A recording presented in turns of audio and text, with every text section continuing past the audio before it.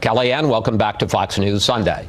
Thank you for having me, Chris. So let's start with the now infamous confrontation with Jim Acosta at that news conference. As you know, I have been very critical of Acosta's behavior myself, but I want to ask you about two responses by the White House. First, to tweet a video that was clearly altered to make it look like it was more of a physical confrontation than it really was, although I do think it was inappropriate.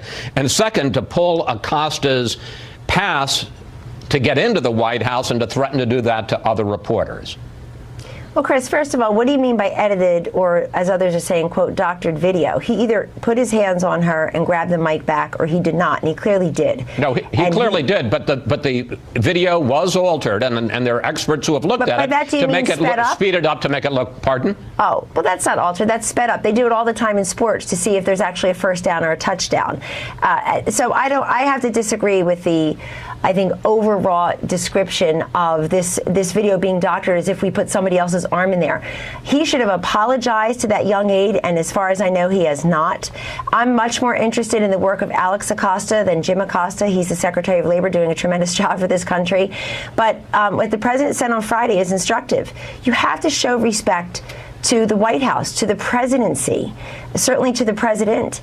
And I think what Acosta did was very unfair to the rest of the press corps. There are many people who wanted to ask questions. But that occurred at the beginning of the press conference. Because we really are over time already.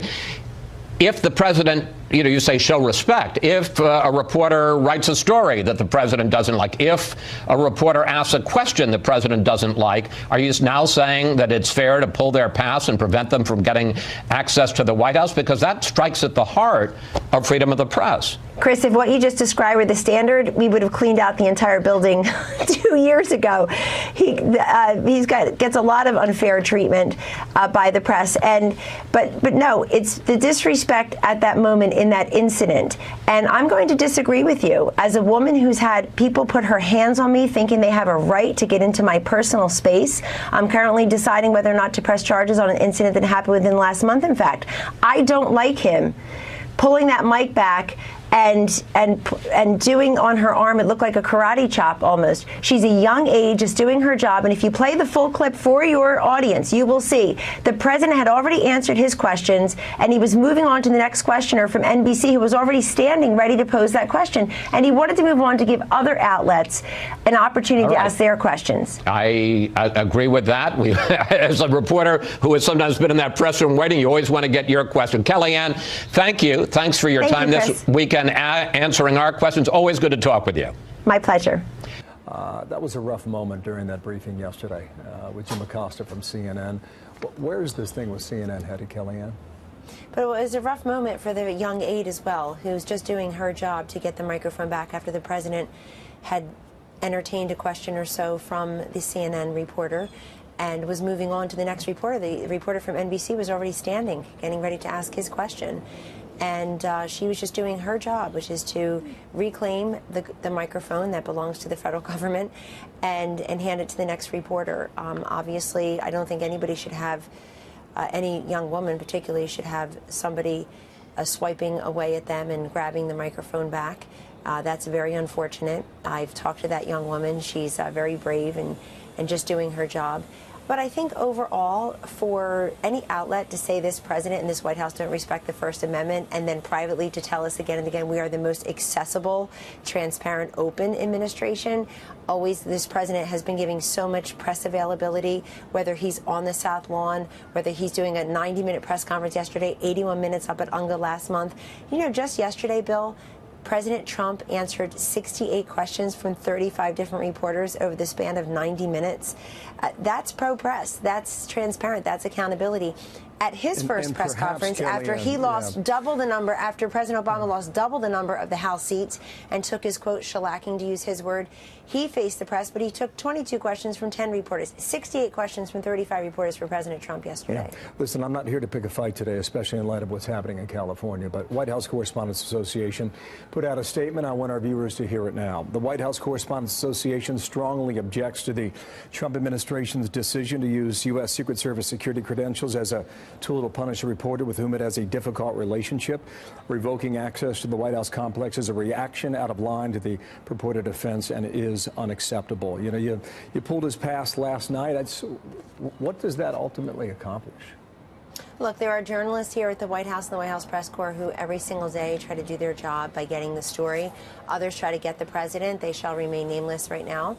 I think that some people like to grandstand and be part of the story. There's no question about that. We hear that from other journalists. Maybe they're not going to come forward and say that, but they say that. They think that some people, again, not naming any, why would I, make everybody look a little bit less authoritative and less biased on some days.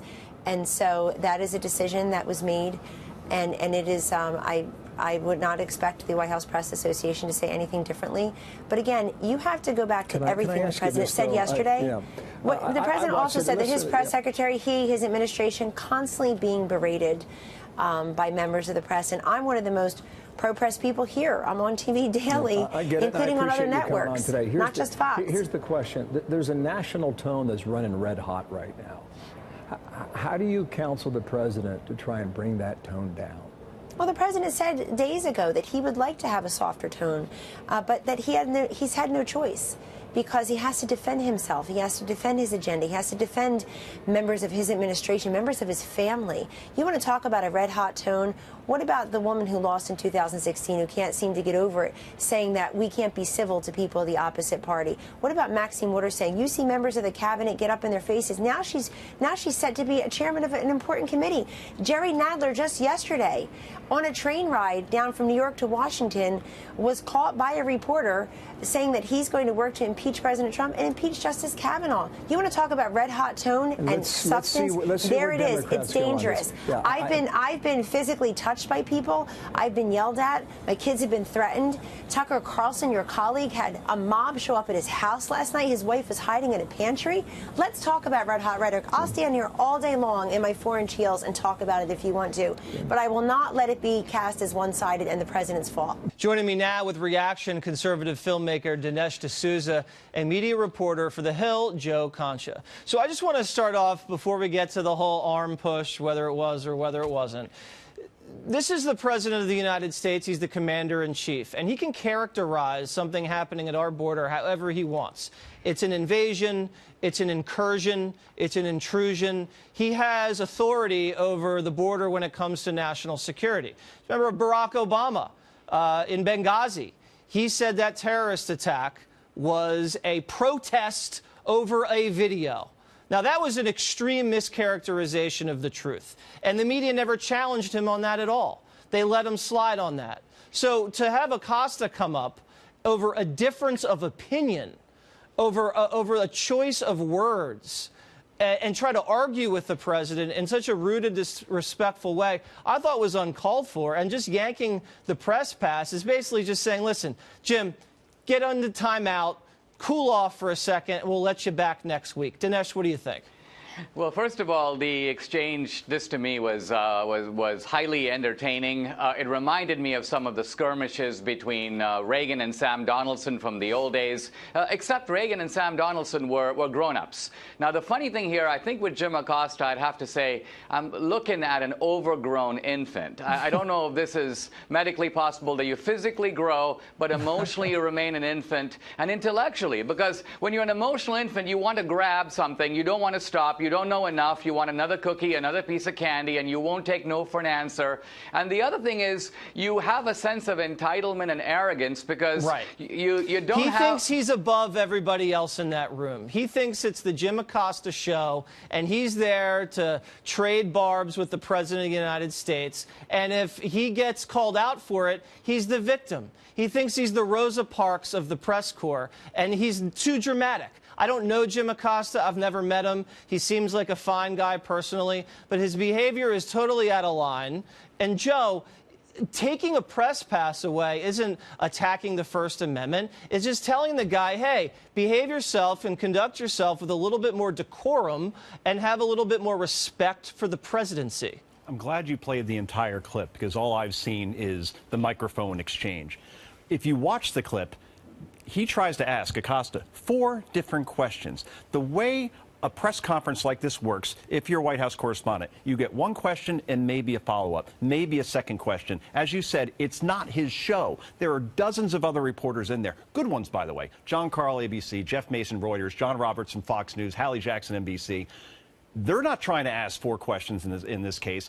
And remember the way Acosta started that. He says, I want to challenge you. And then he goes into a lecture around whether it's an invasion or not. This is a mid-40s version of the captain of the debate team.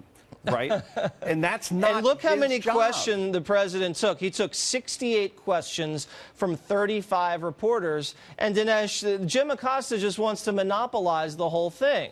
I think if you want to go up there and ask a question, fine. If you have a follow-up, see if you can squeeze it in. But to say to the commander-in-chief, you know what, I'm running the press conference. You don't get to decide when you want to move on to another reporter. I'm the one holding the mic. I get to decide when the president of the United States wants to move on to another reporter. Who does he think he is?